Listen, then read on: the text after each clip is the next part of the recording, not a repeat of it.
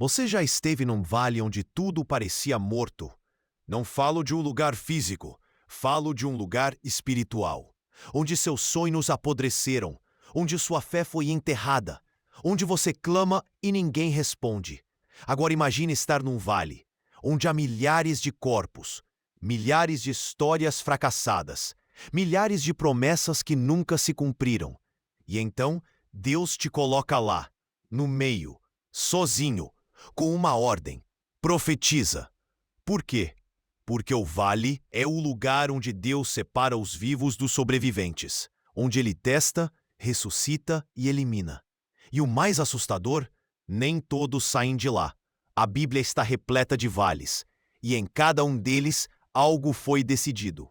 Alianças foram quebradas, reinos caíram, homens se tornaram lendas ou cadáveres esquecidos. Ezequiel e Deus perguntou: Filho do homem, podem estes ossos viver? Que tipo de pergunta é essa? A morte já havia vencido ali. A esperança já havia sido esmagada. O tempo já havia corroído toda a carne. Mas Deus não pergunta por ignorância. Ele pergunta para despertar algo adormecido. Ezequiel respondeu: Senhor Deus, tu o sabes. E Deus ordenou: profetiza sobre estes ossos, e dize: ossos secos, ouvi a palavra do Senhor. Ouvir? Ossos?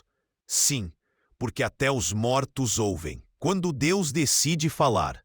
E então o profeta liberou a voz, e houve um ruído, um barulho seco, ossos se movendo, se encontrando, se conectando, tendões, pele, formas humanas, mas ainda estavam mortos, porque o corpo sem o sopro é apenas um recipiente vazio. E Deus disse: profetiza ao Espírito. E quando o vento soprou, eles se levantaram, um exército, imenso, vivo. Mas por que Deus mostrou isso? Porque o vale era uma profecia para uma nação. Israel havia se tornado pó. Mas Deus não tinha terminado ainda. O vale era o útero do renascimento, mas não era o único. Volte comigo para o tempo dos juízes, para um homem chamado Gideão. Covarde, escondido, pisando uvas num lagar, longe dos olhos dos inimigos. Deus o chama de homem valente, e ele ri, porque o vale de Gideão não era físico, era interno. Ele era o menor da menor tribo, sem força, sem nome. Mas Deus não vê como os homens. E ele disse: eu estarei contigo. E com isso, Gideão aceitou o chamado. Mas antes da vitória, veio o vale da decisão. 32.000 homens responderam ao chamado para a batalha. Deus disse: são muitos. Gideão ficou confuso. Muitos? O inimigo era incontável. Mas Deus não queria números. Ele queria a pureza. Diga aos medrosos que voltem. 22.000 foram embora. 10.000 ficaram. Deus olhou e disse: ainda são muitos. Então levou-os ao riacho. E ali Deus observou como cada homem bebia água. Os que se ajoelhavam foram separados. Os que traziam a água à boca como guerreiros foram escolhidos. 997 ficaram para trás. 300 permaneceram. 300 homens, contra um exército incontável. Mas esses 300 tinham algo que os outros não tinham. Não era força, não era coragem, era obediência. Eles haviam sido testados no vale e aprovados. E com cântaros vazios, pochas escondidas e trombetas, deram o grito. O inimigo foi confundido, matou-se entre si. E Deus venceu. Do vale de Ezequiel ao vale de Gideão, há um padrão, um mistério. O vale não é lugar de derrota, é o campo de seleção de Deus. E há um terceiro vale, profetizado por Joel, o vale de Jeosafá, o vale da decisão. Ali, diz o Senhor, ele reunirá as nações. Ali, ele julgará. Não se trata de Israel contra os outros, mas de todos contra Deus. E o mais assustador, esse vale ainda não chegou, mas se aproxima. Deus diz: multidões, multidões no vale da decisão.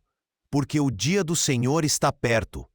E quando esse vale se abrir, não haverá mais tempo, não haverá mais desculpas, não haverá mais plateia.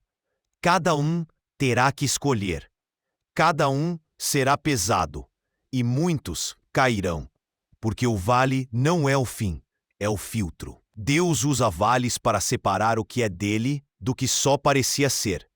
E se você sente que está num vale hoje, entenda, não é castigo, é chamado. Talvez Deus tenha secado tudo ao seu redor para que você ouça a voz dele. Talvez ele tenha te deixado no meio de ossos secos para que você profetize. Talvez ele tenha te separado de milhares, porque só você vai até o fim. Ou talvez você esteja no vale da decisão e nem saiba. O que você faria se Deus te colocasse no vale? Não para ser curado, não para receber algo, mas para ser provado, purificado e, se necessário, esvaziado até a última gota da sua vontade. Os vales de Deus não são lugares para pedir, são lugares para obedecer. E talvez seja por isso que poucos saem vivos. Porque nesse campo, a fé não é medida pelo que você sente, mas pelo que você continua fazendo, mesmo quando parece que Deus se calou. Lembre-se de José. Não houve vale físico, mas houve um poço. Ali ele foi jogado por seus irmãos, vendido, esquecido, e ali começou a forja. Ele passou por vales de traição, de injustiça, de solidão, mas cada passo o levou para o propósito.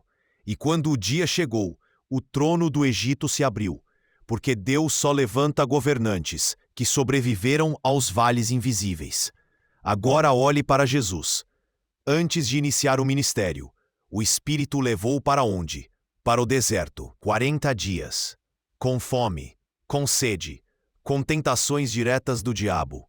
Não houve multidões, não houve milagres, não houve palmas, apenas pedras, silêncio e vozes que tentavam distorcer a identidade. Se tu és o Filho de Deus, o vale sempre testa o que Deus já falou, sempre tenta apagar a unção, antes que ela se manifeste. Mas Jesus resistiu, não com gritos, mas com a palavra. E quando saiu, o mundo nunca mais foi o mesmo. Você percebe? Todos os homens e mulheres que Deus usou passaram por vales. Alguns caíram, como Saul, como Judas, mas outros foram moldados, lapidados, selados, como Davi, que teve que fugir para cavernas antes de sentar no trono, como Ester, que foi escondida antes de libertar um povo inteiro, como Paulo, que foi levado ao deserto da Arábia antes de escrever as cartas que mudariam a história. E por que isso importa? Porque talvez o vale que você está enfrentando hoje não é maldição, é evidência de que você foi chamado. Mas existe um detalhe, um ponto sombrio que ninguém gosta de admitir. Nem todos que entram no vale saem dele. Sim, alguns morrem no meio da jornada porque endurecem o coração, rejeitam o processo, desonram o silêncio de Deus. E é aqui que entra a parte mais perigosa. O vale não revela apenas o que está em você, ele revela para o mundo espiritual, a quem você pertence. Lembre do episódio de Acã. Israel estava vencendo, avançando, mas num momento tudo parou. Derrota, vergonha, medo. Por quê? Porque Acã havia escondido que Deus havia amaldiçoado. E no vale de Acor, ele foi exposto, apedrejado, julgado, enterrado. O vale que poderia ter sido um lugar de reconciliação, tornou-se o lugar da execução. Deus é amor, mas também é fogo consumidor, e os vales são os lugares onde esse fogo desce. E o mais misterioso é que em Oséias 2, Deus diz algo assustador. Transformarei o vale de Acor em porta de esperança. Como? Porque arrependidos até o lugar da morte se torna lugar de renascimento. Mas arrependimento não é emoção, é rendição. É parar de brigar com o processo. É deixar Deus te moer para depois te levantar. E talvez você esteja vivendo isso. Talvez Deus tenha secado sua provisão.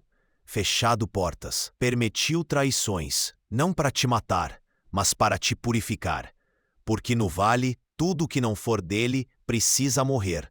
Seu orgulho, seu controle, sua pressa, seu eu. É o único lugar onde Deus te rasga, para depois te costurar com linhas de eternidade. E tem mais. O último vale citado na Bíblia é o Vale do Armagedon. Ali, as nações se levantarão contra o Cordeiro, a besta, o falso profeta. Tudo o que o sistema do mundo construiu será lançado naquele campo, e ali Deus descerá, com fogo, com espada, com justiça, e o sangue subirá até os freios dos cavalos.